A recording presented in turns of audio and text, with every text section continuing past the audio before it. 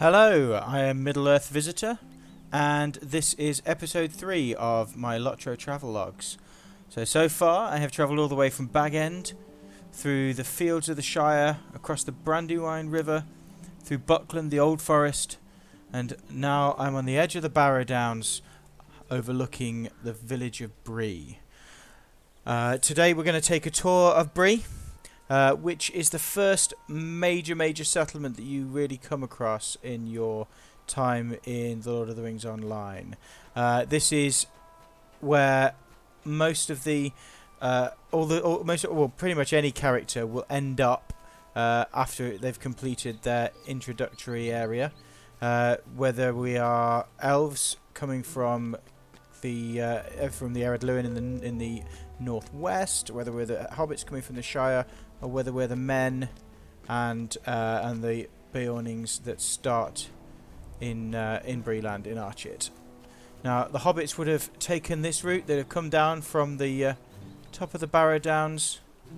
They'd have ended up crossing these fields, feeling very tired and very fed up from their ordeal in the Barrows. And they'd have been relieved to see Bree, but at the same time they'd probably have been quite scared because it was not as sunny as this. It was the middle of the night and they'd come a long way from home. Now, as I've explained on previous videos, I am challenging myself to run the travelogues without a map and without a heads-up display. Essentially so you can see how lovely the game world looks, and as a bit of a challenge to myself to see how well I know my way around. So I'm just wandering up the road. Soon I'll be coming to the West Bridge of Bree. Now, in The Lord of the Rings Online, Breeland is quite a large area actually. It runs from level 1 starter area in Archit through to about level 21-22 in the Barrow Downs and in the north eastern corner where the orcs are, where there are some orcs encroaching from the North Downs. I'm going to mine that node because I can. Oh no, I can't, because I can't use the HUD. I keep forgetting that.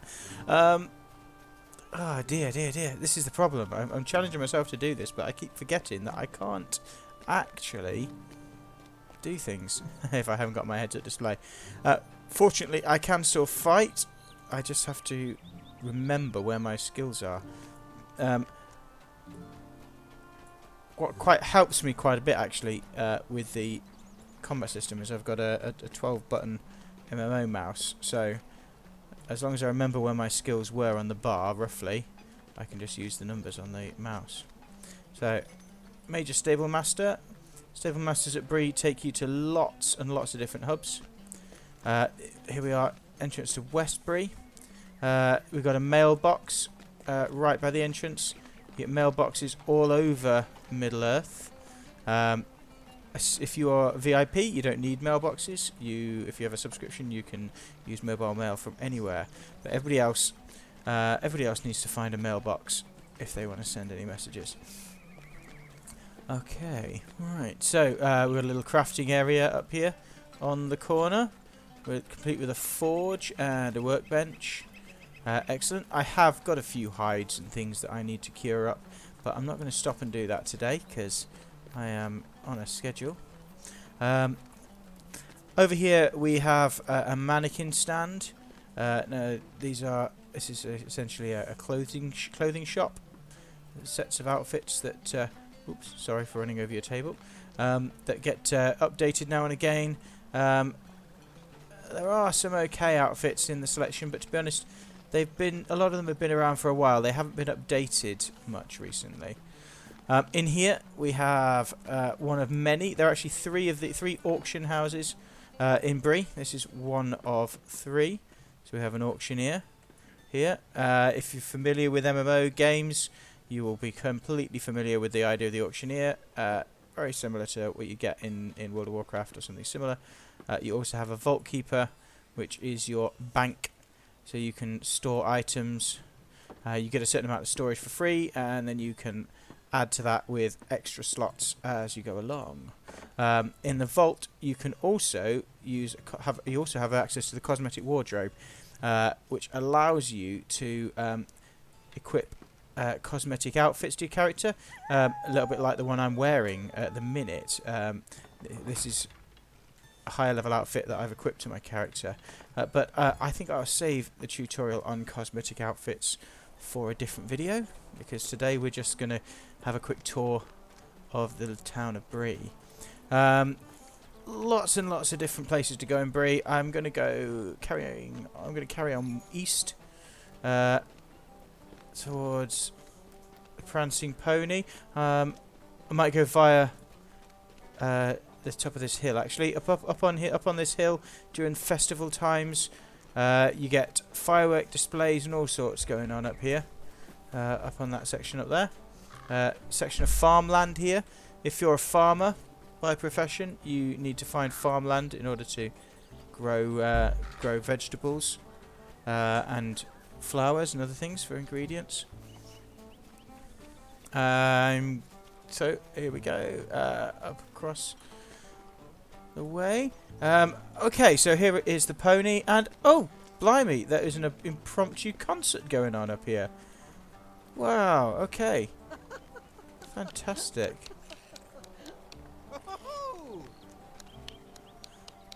Wow, okay. One element of the Lord of the Rings Online, which is quite unique, is the music system. Now, people can play. They've kicked off.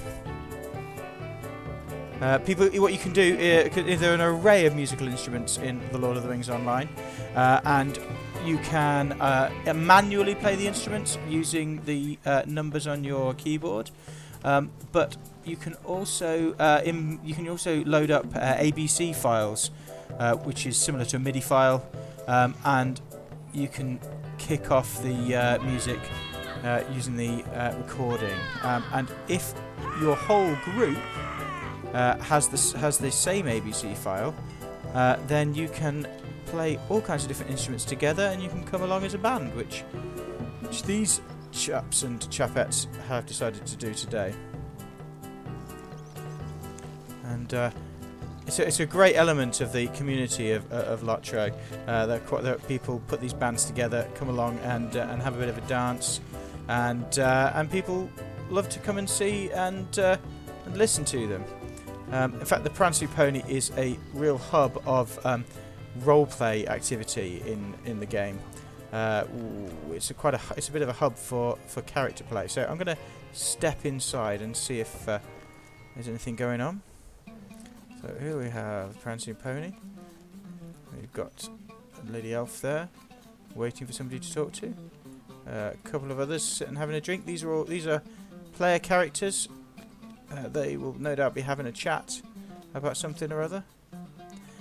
We've got a bard. We've got a barber in the corner here. So if you want to get a haircut or change your beard or something, you can come to him.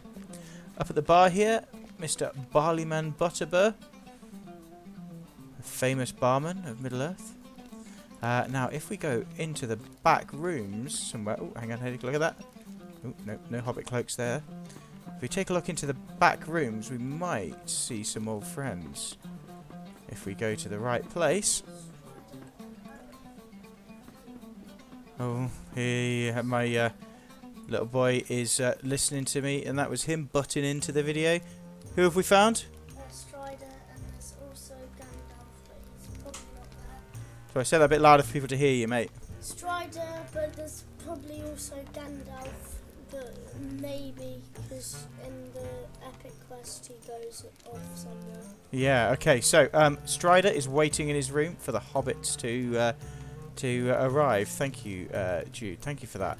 If we go out, that's all right. If we go out here, and if we go up the stairs here, as Jude just said, this is Gandalf's room, but... Oh, yes, Gandalf is still here. Now, when the hobbits arrive, Gandalf isn't here anymore. So it's great to find him here. He's got a quest for me, but I'm not going to take it just now, because actually the quest that he's got ports me to Rivendell, and that would be cheating, because I want to make my journey all the way there. Got a nice warm room up here. Nice hot fire there. Lovely. Okay. He was there, Jude. Who? Gandalf. Oh, yeah, nice. So I'm going to wander my way back down the stairs now that we've had a look in there.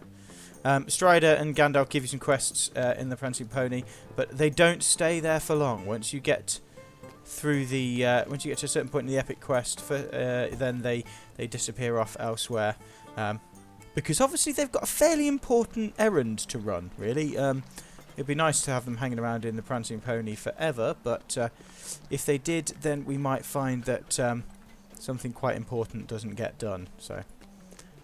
Okay, so here we are now going into the central marketplace of Bree.